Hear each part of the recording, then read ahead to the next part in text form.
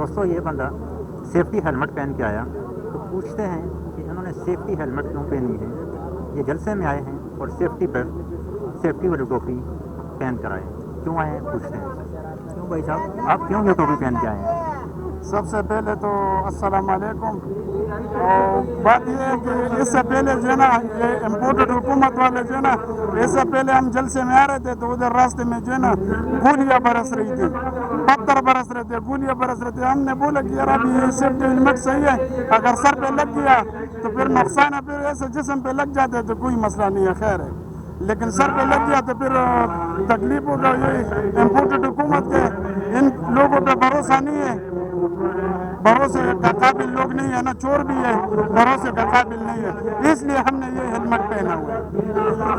رانا ثناء اللہ کو کیا پیغام دیں گے آپ کو ڈنڈے اور سونے مرواتے ہیں؟ رانا ثناء اللہ کو ہم یہ پیغام دے رہے ہیں کہ ہم انشاءاللہ تعالیٰ پٹھان عمران خان کے ساتھ ہیں اور آخری دم تک اس کے ساتھ رہیں گے, اور جتنا اپنے دم ہے تو ہمیں روک لو. انشاءاللہ تعالیٰ ہم اس سے مزید اور سیفٹی کر کے آئیں گے, اس میں دم ہے تو ہمیں روک لے. شکریہ. مہربانی.